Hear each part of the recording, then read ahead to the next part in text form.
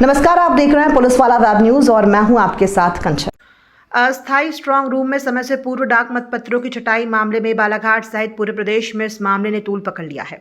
इस मामले में पहले नोडल अधिकारी लालबर्रा तहसीलदार और अब कमिश्नर जबलपुर के आदेश पर आरओ निर्वाचन एसडीएम गोपाल सोनी को निलंबित कर दिया गया है। मध्य प्रदेश कांग्रेस मीडिया विभाग के अध्यक्ष के मिश्रा ने मुख्य निर्वाचन अधिकारी मध्य प्रदेश अनुपम राजन पर गंभीर आरोप लगाते हुए कहा कि बालाघाट की घटना को गंभीरता से लेना चाहिए। के मिश्रा ने अपना एक बयान जारी करते हुए कलेक्टर बालाघाट को इस मामले में गिरफ्तार करने तक की मांग की है। इधर कलेक्टर बालाघाट गिरीश मिश्रा ने भी माना है कि समय से पूर्व स्ट्रांग रूम खोलकर डाक मतपत्रों की छटाई की जा रही थी, जिसकी जानकारी उन्हें नहीं थी। जबकि इस मामले में कांग्रेस का कहना है कि स्टेडिंग कमेटी की बैठक में कलेक्टर द्वारा कहा गया था कि डाक मतपत्र 2 दिसंबर को स्ट्रांग रूम लाए जाएंगे और 3 तारीख को अलग से टेबल लगाकर विधानसभा स्तर पर उनकी छटाई की जाएगी और उनके बाद उनकी गणना होगी। किंतु ये कार्य लगातार जारी है। वहीं प्रशासन की लापरवाही से हजारों कर्मचारी मतदान से भी वंचित रह गए। कांग्रेस का कहना है कि कई प्रकार की संदेहास्पद स्थितियां लगातार पैदा हो रही हैं, जिससे चुनाव परिणाम प्रभावित होने की आशंका है। इसलिए दोषियों पर त्वरित कड़ी कार्रवाई की जानी चाहिए। क्या यह संभव है कि नोडल अधिकारी सस्पेंड हो जाए और कलेक्टर कह रहे हैं, जो रिटर्निंग ऑफिसर हैं, कि ऐसा कुछ भी नहीं हुआ है, कांग्रेस पार्टी कंफ्यूज है? क्या यह संभव है कि कोई नोडल अधिकारी बिना रिटर्निंग ऑफिसर की अनुमति के स्ट्रांग रूम को खोल दे? क्या यह संभव है कि जब मुख्य निर्वाचन पदाधिकारी ने 3 दिसंबर को स्ट्रांग रूम खोलने के निर्देश देकर यह कहा था, सार्वजनिक तौर पर यह अखबारों में छाया हुआ है, कि 8 बजे सुबह 3 तारीख को डाक मतपत्रों की गणना होगी, तो अब मुख्य निर्वाचन पदाधिकारी बताएं कि क्या उनके निर्देश पर बालाघाट कलेक्टर ने स्ट्रांग रूम खुलवाया?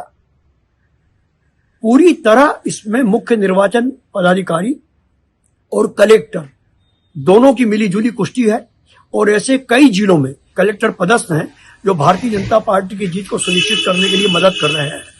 हम उन्हें आगाह कर देना चाहेंगे कि 3 तारीख बाद जब माननीय कमलनाथ जी इस प्रदेश के मुख्यमंत्री होंगे, तब उन कलेक्टर एसपी का क्या होगा जिन्होंने गले में दुपट्टा डालकर भारतीय जनता पार्टी का काम किया है। पूरी तरह मुख्य निर्वाचन पदाधिकारी अनुपम राजन का चरित्र भी सामने आ चुका है।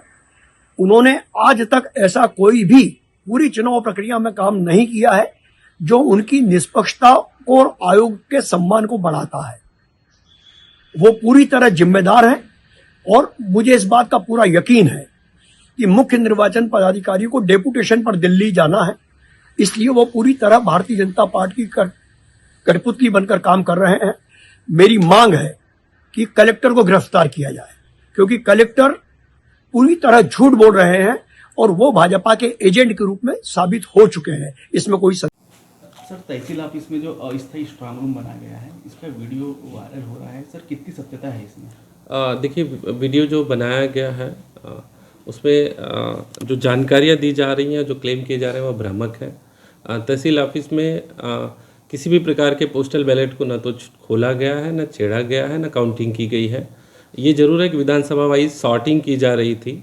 जो स्ट्रांग रूम तहसील में बना है वो 1:29 पे खोला गया था और फ़ोन द्वारा पॉलिटिकल पार्टीज को सूचना दी गई थी। उनके रिप्रेजेंटेटिव भी उपस्थित थे जब स्ट्रांग रूम खोला गया था। उनके समक्ष शॉर्टिंग की गई और स्ट्रांग रूम सीलिंग के टाइम पे भी पंचनामे में उन सभी के हस्ताक्षर हैं। और जो स्ट्रांग रूम के स्टैंडर्ड प्रोटोकॉल्स हैं, 1 छेका गार्ड, सीसीटीवी, ये सारे लगे हुए हैं, वर्किंग कंडीशन में है। तो जो वीडियो है उसमें भ्रामक जानकारी है। सर, जो राजनीतिक दल को जो सूचना दी गई थी वो 3 बजे की दी गई थी, लेकिन स्ट्रांग रूम जो है वो पहले खोला गया, तो कहीं ना कहीं गड़बड़ी समझ में तो आई थी। जो आरओ ने निर्देश निकाले थे वो ETPBS के लिए था कि डेली जो है 3 बजे स्ट्रांग रूम खोला जाएगा और उसी निर्देश के परिपालन में पॉलिटिकल पार्टीज के रिप्रेजेंटेटिव उपस्थित होते रहे हैं। जो कल की घटना है उसमें 1:29 पे खोला गया, वो ARO पोस्टल बैलेट द्वारा खोला गया है और उसकी सूचना फ़ोन के द्वारा पॉलिटिकल पार्टीज के रिप्रेजेंटेटिव्स को दी गई, जो कि पोस्टल बैलेट के स्ट्रांग रूम में हमेशा से आते रहे हैं। तो निश्चित तौर पे ये थोड़ा प्रीपोन था। यही रिपोर्ट आयोग को हम लोगों ने भेजी है और उस पर आयोग ने संज्ञान लिया। सर, कुछ कार्रवाई हुई है सर? ARO पोस्टल बैलेट को सस्पेंड किया गया है। कितने का अधिकारी कुछ इस मामले में चिन्हित किया है सर कई जांच में? नहीं, जो भी लोग पोस्टल बैलेट के स्ट्रांग रूम में थे उन सभी की ड्यूटी लगी हुई थी पोस्टल बैलेट में, और एसडीएम ने सभी के आदेश निकाले थे। Prima facie ARO postal ballot हैं, उन्होंने स्ट्रांग रूम पहले खोला और फ़ोन पर सूचना दी। ये जो है एक तरह से प्रोसीजरल लैप्स है। सर एक बात ही आई कि शॉर्टिंग की जो कार्य है वो 2 तारीख में होनी चाहिए थी, मतगणना जब है उसके एक दिन पहले, लेकिन ये बिफोर हो रहा था। तो क्या ऐसी प्रक्रिया सर प्रदेश में कहीं ऐसी ना हो रहा है और बालाघाट में? देखिए, सॉर्टिंग की जो प्रक्रिया है अमूमन जो पोस्टल बैलेट हमको सुविधा केंद्र पे मिलते हैं, सुविधा केंद्र के पोस्टल बैलेट की सॉर्टिंग उसी दिन की जाती है, लेकिन ट्रेनिंग और बाद में जो पोस्टल बैलेट आते हैं उसकी सॉर्टिंग एक रूटीन प्रक्रिया है। सामान्यतः ये 2 तारीख को हम लोग एक दिन पहले करते हैं, चूँकि इन्होंने इन्फॉर्मेशन पॉलिटिकल पार्टीज़ को दी थी सॉर्टिंग की, और वो जो 3 बजे का खुलने का समय था उसके बिफोर इन्होंने खोला। सर एक और सवाल, पूरी प्रक्रिया जिला निर्वाचन अधिकारी के अधीन होती है प्रक्रिया, तो क्या इन्होंने आपको भी इस मामले में संज्ञान में लाया, सूचना नहीं दी और उसके बगैर ही कार्य कर रहे हैं? जी, मेरे को कोई जानकारी नहीं थी कि स्ट्रांग रूम खोला गया है 3 बजे के पहले। सर चूंकि आचार संहिता लगी हुई है और जो वीडियो तेजी से वायरल हो रहा है, भ्रामक वीडियो है, तो इसको लेके भी कुछ आपके द्वारा कार्रवाई की जाएगी? कई लोगों ने सोशल मीडिया में अपलोड कर दिया है, गलत जानकारी लिख दी है, चूंकि आचार संहिता का समय है, कुछ एक्शन लेंगे क्या सर ऐसे लोगों के खिलाफ? देखिए, इसमें विस्तृत जांच हम लोग कर लेंगे। इनके सामने लगता है कि नहीं मिसलीडिंग चीज़ें डाली गई हैं तो 188 में कार्रवाई।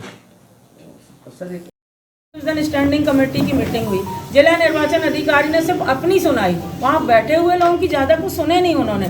डाक मत पत्रों में आपने भी देखा होगा इतनी बड़ी गड़बड़ियाँ जो इस बार सुनने में आई हैं, ऐसे कभी नहीं आई। मैं तो 32 साल का मेरा राजनीतिक अनुभव है, मेरे 8वां विधानसभा का चुनाव में लड़ रही हूँ इस बार, और तो मैंने कभी नहीं सुनी।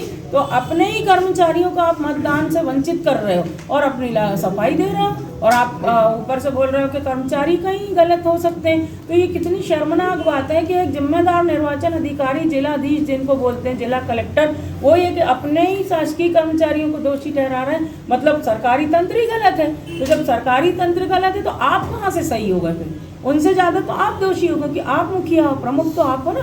तो इस तरीके से जो हो रहा है, क्योंकि सभी जानते हैं कि इस बार सत्ता विरोधी लहर है मध्य प्रदेश में। भारतीय जनता पार्टी की जो कहना चाहिए अच्छा राज्य नहीं रहा है, सही राजकाज नहीं रहा, उससे जनता त्रस्त है। और सत्ता विरोधी लहर में जनता ने कांग्रेस का साथ दिया है। सरकार बदलने के मूड में जनता स्पष्ट रूप से माननीय कमलनाथ जी को मुख्यमंत्री की जिम्मेदारी देने के मूड में है प्रदेश की जनता।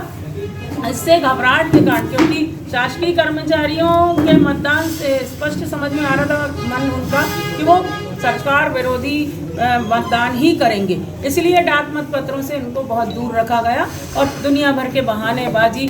आज तक उस प्रक्रिया में सुधार करने की कोई कोशिश नहीं की गई, जबकि मैंने तो कई बार पुरजोर आवाज़ उठाई है आप मीडिया के माध्यम से, आप सबके माध्यम से, लेकिन कोई निराकरण नहीं निकल रहा है। और हमने अभी भोपाल भी, हम उस दिन परसों ट्रेनिंग में हम जब गए थे हमारे कांग्रेस कार्यालय में प्रदेश के, वहाँ भी हमने बात रखी, लेटर भी दिया, और हमारे जो प्रमुख हैं माननीय कमलनाथ जी, उन्होंने कहा कि इसके लिए हम हाईकोर्ट जाएंगे, क्योंकि इतनी बड़ी तादाद में अगर प्रदेश के शासकीय कर्मचारियों को डाक मत पत्र नहीं डालने दिए गए तो सीधे सीधे चुनाव परिणाम को प्रभावित करने वाली बात है ना।